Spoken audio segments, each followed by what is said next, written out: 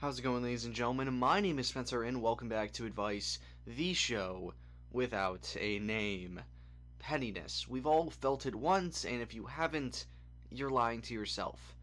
All it boils down to is a feeling of inadequacy, that you're not good enough compared to somebody else or in a situation around you in any area of life. It's one of the worst feelings to have because it just speaks to all of the weaknesses you may have never realized you actually have. But one of the greatest feelings in the world is feeling a certain way, but knowing you have other people in your life that are feeling the exact same way. On a random spring freshman year of college, two of my friends and I became extremely petty. We were sad and we were hurt and we really didn't know what to do. So obviously the logical step, instead of seeking help, was to start exercising and running like crazy, and that's what we did.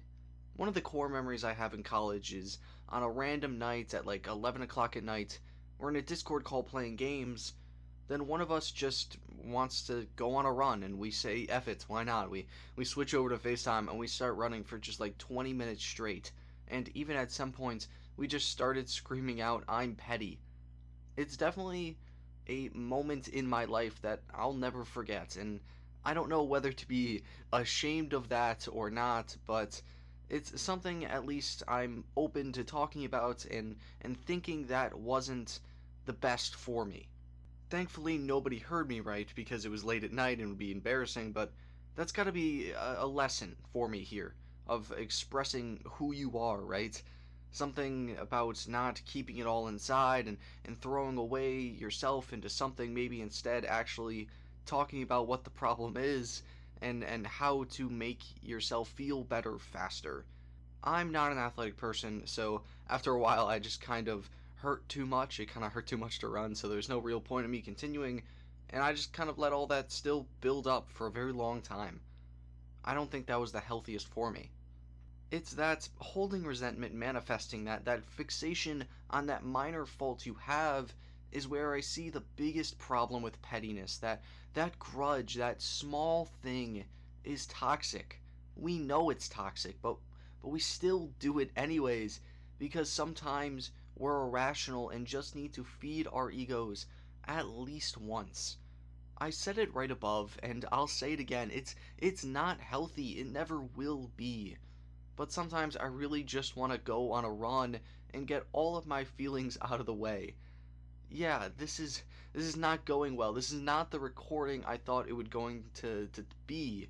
Instead, being petty, we really just need to rise above that. You know, practice communication, empathy, all of those fun buzzwords that everybody hates, because it will make us healthier people and improve our mental health so much. But if we don't do it, I don't even know if I won't give it up. It's something about putting energy into the dumbest thing for the dumbest reason that speaks so well to me as a very dumb person.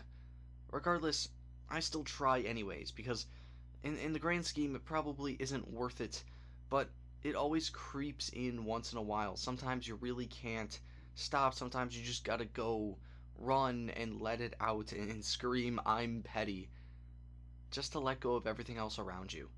It's okay to be petty, but please get over it soon, or just tell somebody what is actually going on, because unexplained behavior is an entirely different can of worms that you do not want to get into. So with that's what I'm going to call for today. When have you been petty? When was it over? And how long did it take to get past? And what are your just overall thoughts on pettiness? If you feel like I missed anything, please put it below. I would love to have a conversation about it. And if you want your questions answered, please email me at cobaltuxadvice@gmail.com for a nameless read. Thank you so much for watching, and I'll see you next time.